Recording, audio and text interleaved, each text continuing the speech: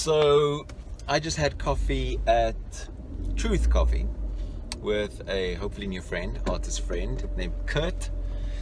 That we actually had a really great conversation and talking about work, obviously, and what good work is, what good artwork is, and about his latest work and everything. And it's sort of ironic that we're having coffee at Truth Coffee, because that's the next thing I wanted to talk to you about.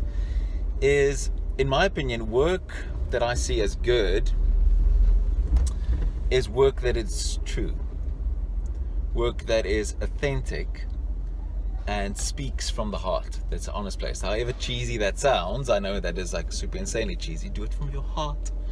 But it's true. Cliches are cliches for a reason.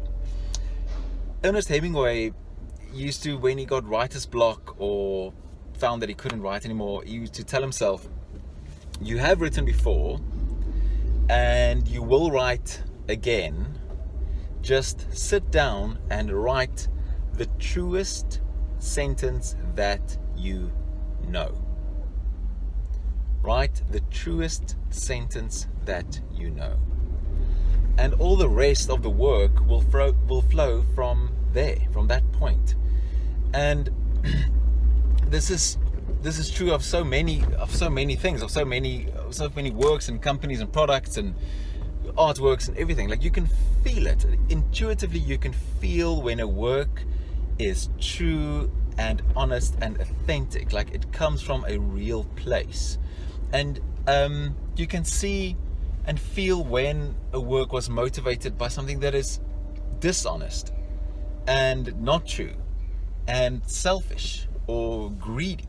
When something was made or designed or constructed just to serve itself or just to make money or whatever it is, just as out of a need for fame or created out of fear, you just sense it and you pick it up, and it never resonates and it never takes anybody forward, and it doesn't work in the end of the day. And as you know, the famous TEDx talk from Simon Sinek, where he talked about start with why. Like, what is the why? What is the intent? Why are you doing this? Why does this company exist? Why does your work deserve a place? What is your motivation behind everything? And that's a really important question to ask. But for me, it goes even a level deeper than that. It goes to what is true for you, like in your heart, and what do you want to create?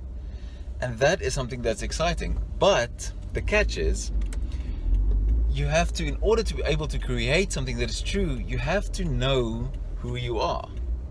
You have to know what part of you is really you and what part is actually just bullshit.